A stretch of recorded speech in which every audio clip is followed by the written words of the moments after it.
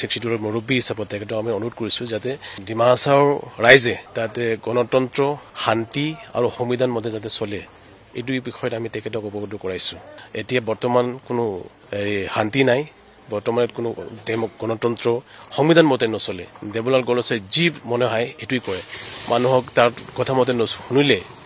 তাৰ কথা মতে নুশুনিলে মানুহক অপহৰণ কৰা হয় অপহৰণ কিছুদিন পিছত তাৰ মৃতদেহ উদ্ধাৰ হয় মৃতদেহ উদ্ধাৰ পিছত যদি তদন্ত কৰে তেনেহলে আঙুলিটো টিকেটৰ ফালে যায় গতিকে তাৰ ৰাইজে নিৰাপত্তাহীনতাত ভুগি আছে তাৰ কাৰণে আমি ৰাজ্যপালক অৱগত কৰিছো যাতে তাৰ হস্তক্ষেপটো আমি কৰি পেলাই তাক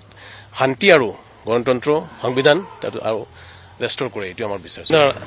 ৰাজ্যপালে কৈছে আমি চৰকাৰৰ লগত আলোচনা কৰিবলৈ আজি আশ্বাস দিছে আমাক অসম চৰকাৰৰ লগত আলোচনা কৰিব আৰু মুখ্যমন্ত্ৰী ডাঙৰ লগত আলোচনা কৰিম বুলি আশ্বাস দিছিলে আৰু তেখেতৰ লেভেলত তেখেতে তদন্ত কৰিব আৰু ব্যৱস্থা ল'ব বুলি কৈছে মোৰ ফেমিলিৰ ওপৰত যেনেকুৱা হৈছে এটো বেলেগ ফেমিলিৰ ওপৰত হ'ব নালাগে নো ডাউট মানে ল এণ্ড অৰ্ডাৰ মতে আমি যাব লাগিব কিন্তু যদি আমাৰ জাষ্টিস সিস্টেমত এনেকুৱা কৰি দিয়ে যে একিউজ মানুহ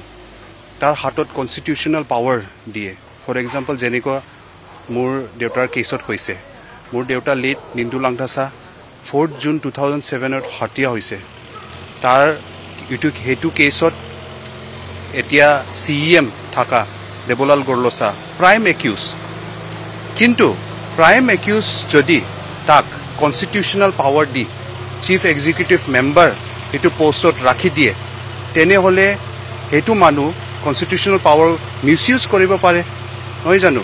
আৰু পাৱাৰটো মিসইউজ হৈছে 15 তাৰিখৰ পিছত যদি কোনো একশন নলয় বা কোনো ব্যৱস্থা নলয় তেনেহলে 15 তাৰিখৰ পিছত প্ৰায় আমি 20000 মান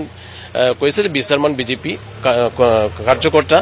বিজেপিৰ পৰা ৰিজাইন দিব এটা আমি পদক্ষেপটো লৈ আছো এতিয়া 15 তাৰিখত আমি এটা গুৱাহাটীত এটা প্ৰেছ কনফাৰেন্স কৰিম 15 তাৰিখৰ ভিতৰত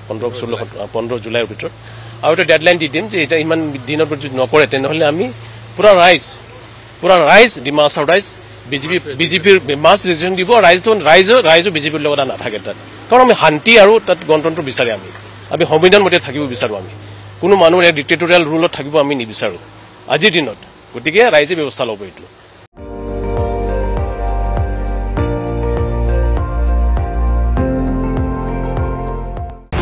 আপুনি চাই আছে ND24 সৰ্বশ্ৰেষ্ঠ নহয় সৰ্বোত্তমৰ দৌৰত